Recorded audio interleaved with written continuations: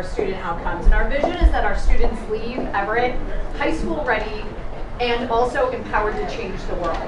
And we have a lot going on at Everett that makes us really primed to reach our vision, and yet we had this complex challenge that has been getting in the way. So the things that really make Everett great, we have amazing students, we have really willing, innovative, inspiring teachers. We have an acceleration program where students get targeted support in reading and math outside of their core academic classes. We do standards-based grading. We're one of the first middle schools to implement standards-based grading full school. So all of these systems work together to support student outcomes, and yet we have a problem. Our teachers are, in designing and managing their instruction, faced with navigating many different instructional tools, as evidenced around the computer there, and synthesizing all of those and impacting instruction is really challenging. And so much so that our students of color are not succeeding to the degree that we want.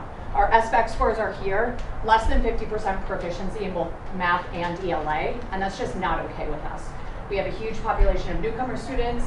We have many English learners, and the common theme is that our students aren't succeeding to the degree that we want, and one of our major priorities is that all of our students leave high school ready.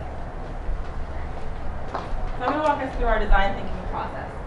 We started with this initial how might we question, which focused on conversations between teachers and students about their grades. One of the things we learned was that teachers actually in our fifth year of standards-based grading are giving students less frequent feedback than they did when we were not using standards-based grading. So what we did was we looked at school data to come up with the need that Lindsay just described.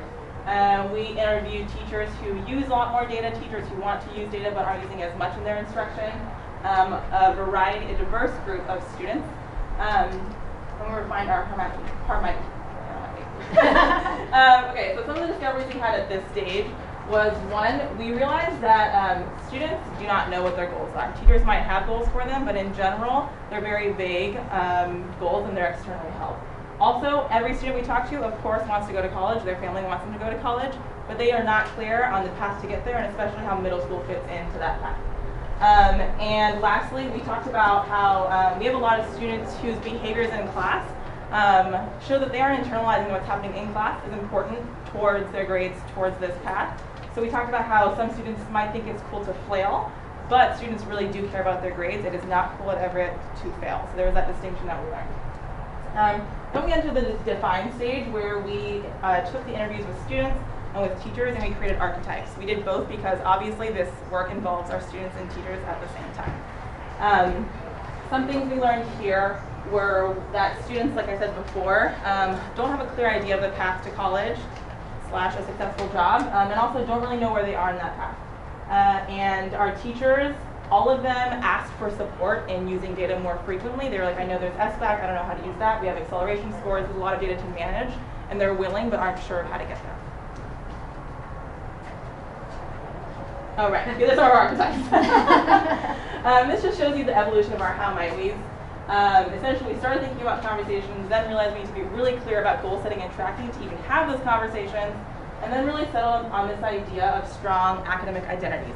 We know that adolescence is a time where students create their identities, and we also know that for students of color specifically, based off of research and critical race theory, that this is a time when it's critical for students of color to know that you can be a person of color and be smart, you can be nerdy in math, you can be a successful student in school. So we come with this eventual how might we, all in supporting teachers to support students to develop academic identities. Lastly, we created a prototype, which we can show you in a second, and tested it with a variety of teachers who essentially were extremely excited and were like, this is what I need. Please cool. take it.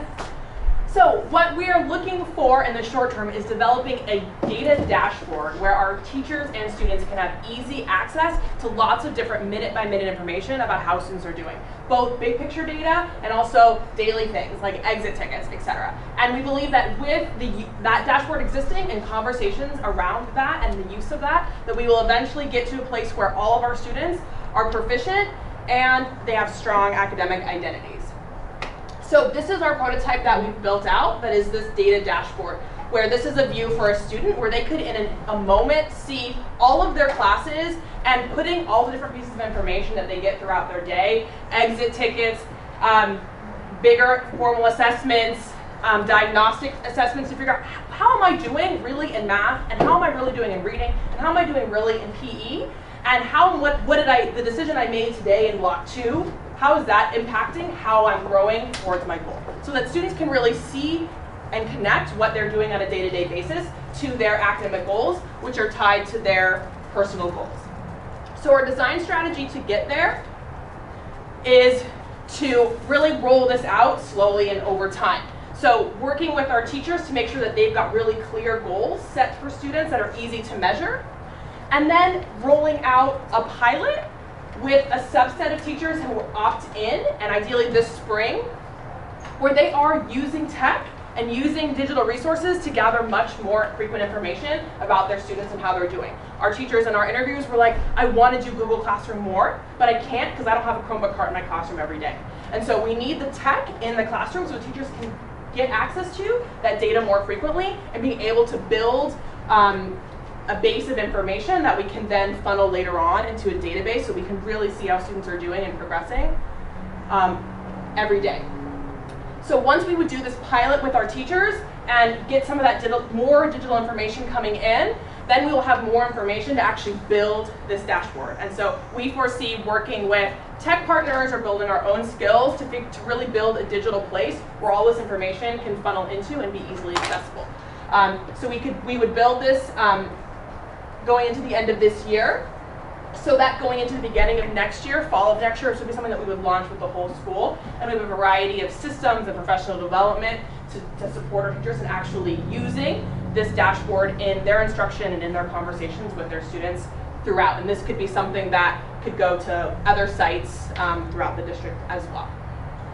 So in order to really make this happen, Laura mentioned this, we have quite a few computers in our building, but something that's really been standing in the way of our teachers using Google Classroom in their classrooms or using digital exit tickets is this reliability of access to tech. So we have 4 Chromebook carts in the building. We just got a 5th one, but we have 17 classrooms. So teachers don't have this reliable access. So one thing we're pitching for is a cohort pilot. So we want to pilot in our 8th grade team, which is 7 classrooms. And so by purchasing 2 carts and 33 computers, we would donors choose the rest and be able by January 2017 to have every 8th grade classroom have reliable access to tech at least 4 days a week. And we think that that would change practice in the here and now, which would then inform how we actually build out the dashboard, what we want to include, what teachers feel is most useful. And then in next semester, we're asking for some money in extended hours for the 3 of us to actually build the dashboard, to learn or to access external. We're thinking about talking to Google, we're thinking about trying to do a hackathon, we're trying to figure out who has the expertise to help us build this, or how do we develop the expertise ourselves. And also extended hours for our staff so that they can pilot this and work together and collaborate. And then finally, in order to really go full scale in our building, we think we need 3 carts per grade level so that each department could have a day that they count on computers. Every Tuesday is 6th grade math, every Wednesday is 7th or 6th grade ELA, and they just know at least one day a week, I have computers, I'm gonna do my digital exit ticket, and I can feed the data dashboard that way. So those are the kind of some of the basics of our monetary ask to be able to roll this out. But really what we're looking to do is transform this conversation. When we interviewed students, we talked to about a dozen students, and this is what I heard. How are you doing in math? I don't know, good. What do you need to do to get better? Work harder?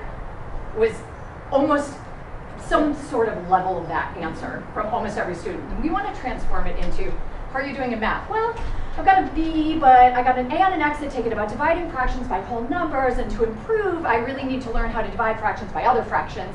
That's the kind of conversation we want to have with any kid in our hallways by December 2017. And we know I was just at a standards-based grading PD all day with all the APs and middle schools, and I showed them our prototype.